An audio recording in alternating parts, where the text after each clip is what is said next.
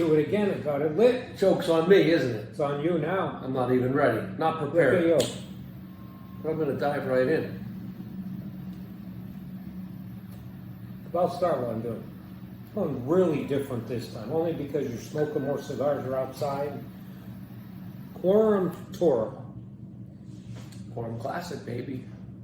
That's Great one of the cigar. best-selling cigars that we've had 20 I think anyway. years. Anyway. Anybody, I think they sell a lot of these cigars. But this is, I don't smoke them often. But nice cigar, $3.50 a single, bundle of 20, $50.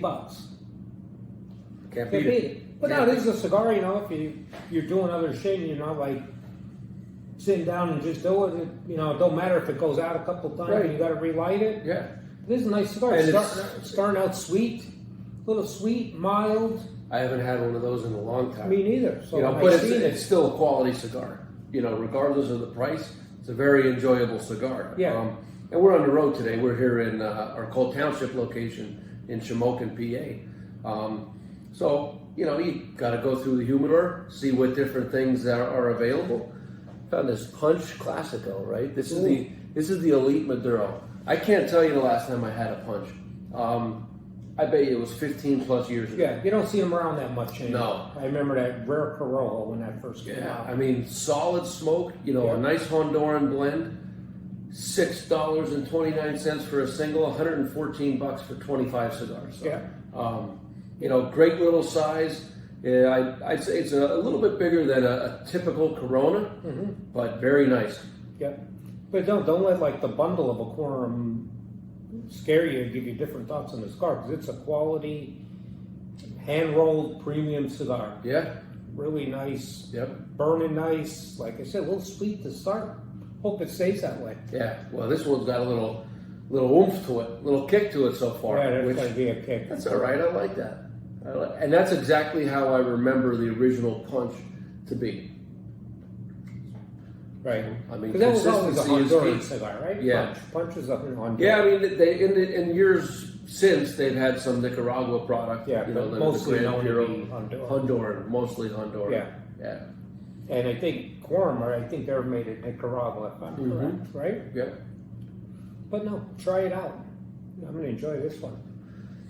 So when you guys come to a retail store or you decide to, however you're making your purchase, how much does, say, like a influencer or a reviewer play into what you're going to smoke? I mean, do you watch any of those guys? I mean, do you take it for what it's worth, or you're like, you know, I want to find out for myself? I listen to some podcasts, and if they're talking about a certain cigar, that'll I'll go look for it to try it. Only if I never did before, because you're always looking for recommendations. But I get more from just hanging around with guys and what they're smoking and what they're saying about it. Yeah. You know, that just happened recently with. I don't smoke a lot of Rocky Patel stuff. Yeah. But the Rocky Patel 6. Number the 6. Yeah. Everybody's talking about it. We're selling them like crazy. Yeah. And I thought, holy crap, I got to let me get on this bandwagon. What's this all about? Tried it. What's this all about? But it was good. And, you know, I get the magazines, and I wouldn't say I read them, but I'll page through, look at, you know, they have the scores on them and all, and I'll see what's in there and do it. But I don't rely on them. I mean, you know, one thing I tell people is, you know, they'll come in and they'll have a list of, okay, this is rated this is rated that, and, you know, I say, you know, taste is very subjective, right? I mean, so, you know, whether it got a raving review or not a raving review, you still, you know, if you think it's something that you're going to enjoy or you're just interested in, you want to find out for yourself, you have to. You got to try it for yourself. I mean, everybody's palate is way different than one another. So there's a couple cigars in my regular rotation that never scored above a 90 in Cigar Aficionado. Yeah. It's one of my favorite cigars, so you can't always go by that. Right. Never above a 90, always in the mid to high 80s. Yeah. On all the times they review it.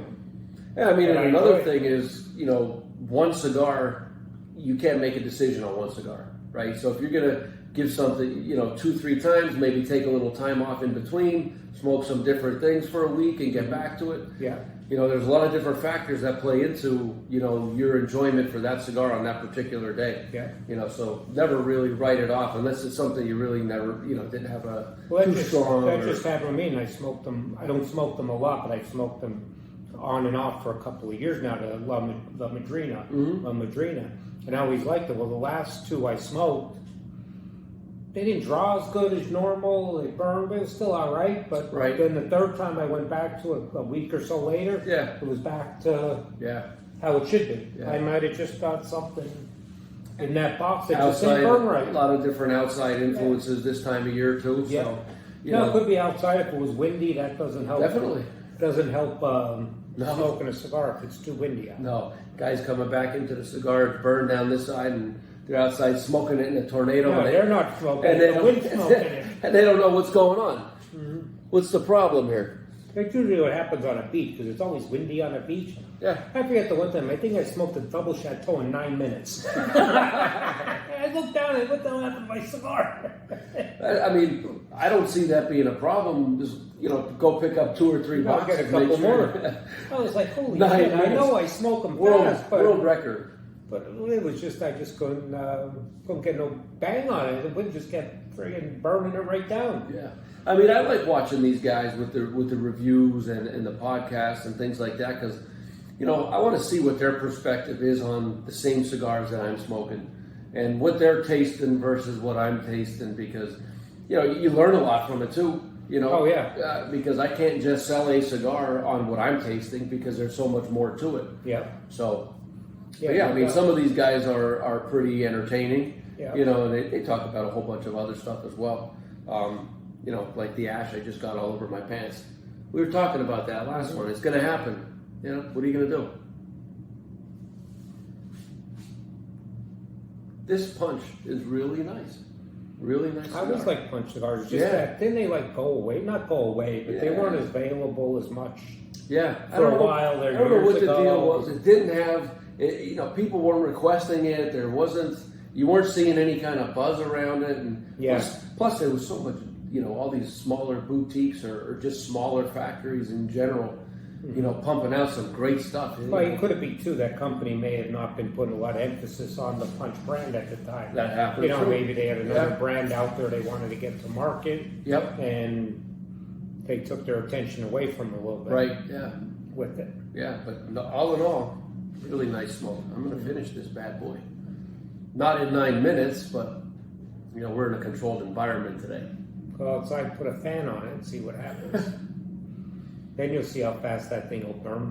Well, then I'm not smoking it like you No, said. Then you're the not fan's smoking it. it. Been there and done that too many times. Yeah, if you guys are in the area, you want to stop by at the Cole Township store. We got a nice selection of punch. We've got a great cigar selection overall. We're sitting here in the lounge. Feel free to bring your own drinks in. We just had a pizza. We had a pizza. We just ordered a pizza. It was very nice. Where did you get that from? Chicatanos or no? Original Original? pizza. Okay. Yeah, Yeah, very nice. good. And it was there quick. Maybe we'll invite that Portnoy in and do a little pizza review one of these days. I Yeah. seen him smoking cigars. He's celebrating the Boston Celtics and all this stuff, and I think he smoked one of them backwards. But maybe he meant to do that on purpose. I don't know. You don't know. Speaking of Boston winning it, right? They had one of the most famous coaches ever. That didn't he used to smoke cigars in the locker room before the game, or maybe even on the bench. Oh, yeah, Red Auerbach, right? And Michael Jordan smoked in the locker room before games. Yeah. He smoked a cigar before the But game. then Red Auerbach, he Had one on the sidelines. He had one all the time. Yeah, and they weren't telling him no. Well, not then. It didn't matter. No He different time. encouraged it. So. Yeah, but when you guys get a chance, make sure you visit our website, cigarboxpa.com, as well as make sure you subscribe, to the Talking Ash podcast, and maybe recommend us to your smoking friends. Yep. See you next time. Next time.